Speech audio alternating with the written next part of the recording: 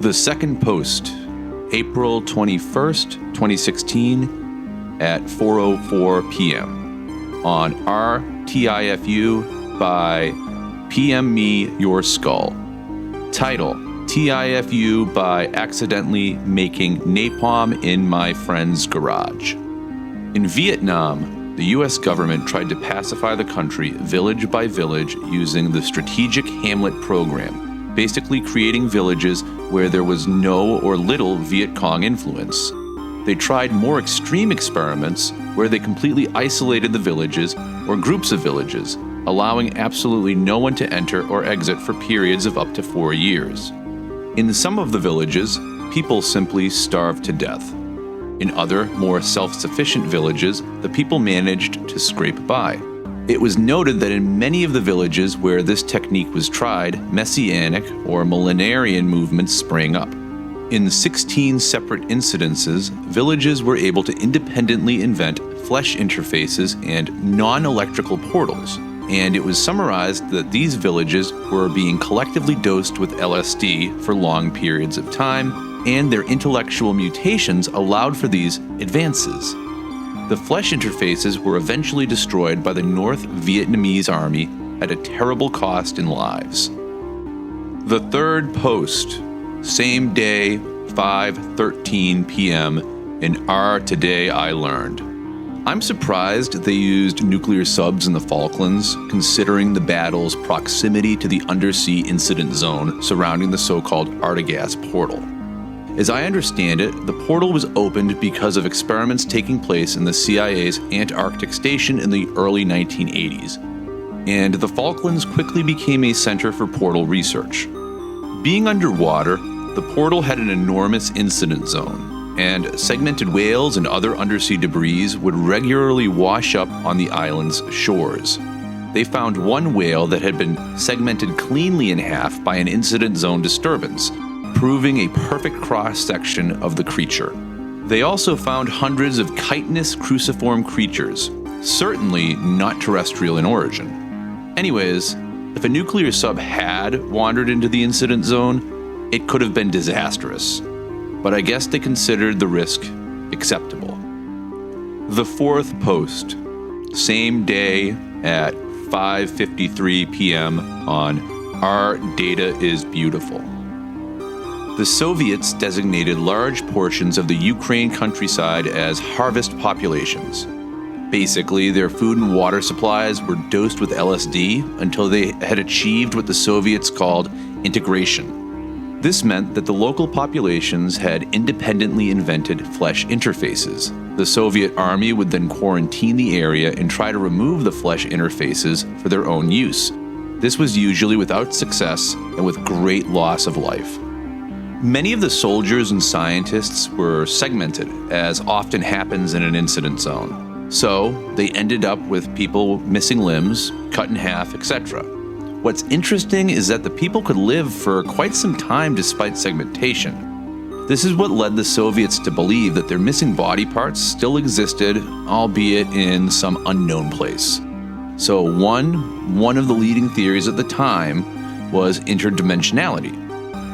Quite mistaken. The fifth post, on the same day at 6:20 p.m., responding to a post on R Funny. Dubai probably has the highest rate of free-floating non-interface incidents of any major metropolitan area in the world. In one incident, a large group of migrant workers was segmented in an underground facility. Perfect cross-sectional segmentation along the frontal plane. You could see their lungs working, food being digested, blood pumping inside of the heart, everything. They lived for almost 5 months in this condition. Absolutely fascinating to see in person. There was also a group of school children who were very slightly segmented, just the ends of their fingers and bits of the calves and such. Hardly fatal wounds, yet they all died within 2 months. Some showed signs of intellectual mutation. There are no known flesh interfaces in Dubai. However, it is surmised that the architecture is actually based on interface geometry and carries some latent interface-like power. mass segmentations remain one of the most mysterious aspects of the interfaces. They seem to show that the interfaces do indeed concentrate on flesh, living up to their name.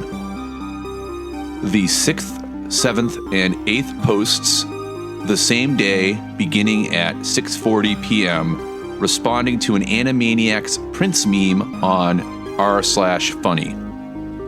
We look at Elizabeth Bathory as an example of pre-LSD enlightenment, i.e., somebody seeming to attempt to build a flesh interface before the invention of LSD. How can this be explained?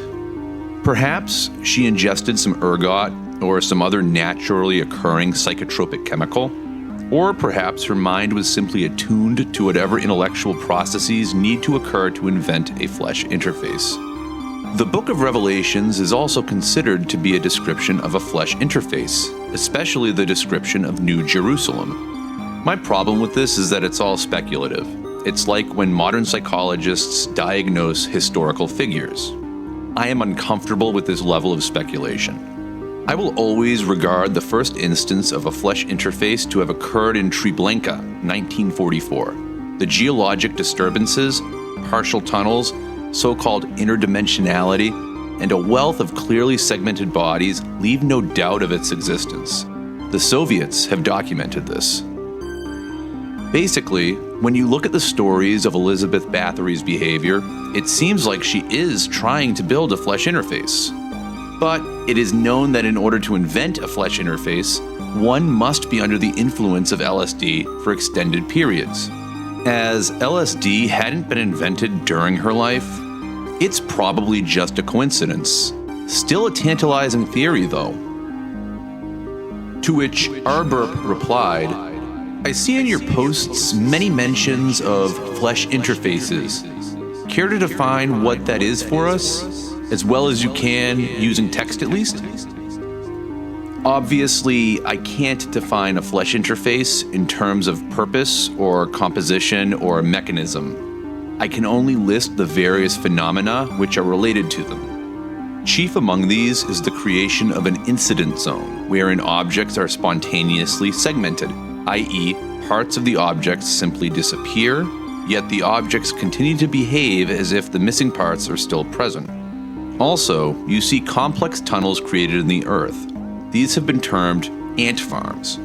In undersea interfaces, you get chitinous cruciform organisms. These sui generis organisms are thought to be the result of evolutionary processes which took place in an environment other than Earth. This is speculation, but in this case, I agree with it. Then there have been the giant metallic cylinders which appear and experience continuous spontaneous segmentation. These are usually at least 10 meters in diameter and can get much larger, and only occur in very large interfaces, i.e. portals. Beyond this, the phenomena are too various to mention and different for each interface. The 9th post, the same day at 10:52 p.m., responding to a Rihanna and Prince meme on r/funny. Many people think that a portal is simply a large flesh interface. This is true. A portal is a large flesh interface. But it is also more than that. A portal is, as the name implies, a way of sending objects between the portal site and wherever the various locations that have been found beyond the portals are located, i.e. the so-called alien sister cities. Portals are usually, but not always, accompanied by the large, fluctuating metallic cylinders. The largest above-water portal that I know of occurred in Novaya Zemlya and existed for several weeks before it was destroyed by the Russians' so-called Tsar Bomba. In this case, the metallic cylinders were miles high and covered with features rarely seen on other cylinders. Blinking lights, nodules, so-called antennae. They took on a very artifactual appearance, i.e., they seem to be constructed technology rather than naturally occurring phenomena. Are the cylinders themselves artifacts being sent through the portals? Or are they phenomena created by the flesh interfaces in the way a mushroom cloud is created by a nuclear explosion? this is unclear. I wish I could show you guys pictures of the Novaya Zemlya cylinders. They truly were beautiful, rising miles into the clear Arctic air like great alien towers, tinged blue by the vastness of the distances involved. Though it certainly was necessary to destroy them, and we owe the Soviets a great debt for their tireless efforts to collapse the interface, I sometimes wish they were still there. At least then, there would be something, some evidence. The 10th post on April 22nd, 2016 at 12:12 a.m., responding to a photo on r/mildly interesting. In response to what the CIA had accomplished with their Antarctic station in Artigas, the Soviets built a larger station in Novaya Zemlya in the Arctic. 30,000 prisoners and an exceptionally pure gas concentration created a flesh interface which went through all 7 stages in less than 13 minutes and became a full-fledged portal. Within a day, the typical fluctuating metallic cylinders were visible, and within 3 days, they were extending miles into the sky. The Soviets quickly realized that the portals were growing out of control.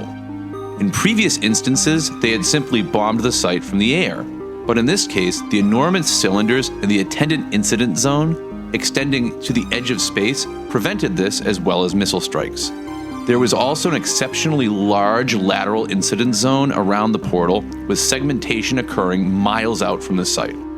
Alarmed by the zone's uncontrolled growth and the growing underground tunnels, aka ant farms, the Soviets worked feverishly to construct a hydrogen bomb of unprecedented power which could be detonated from outside the incident zone and still collapse the portal.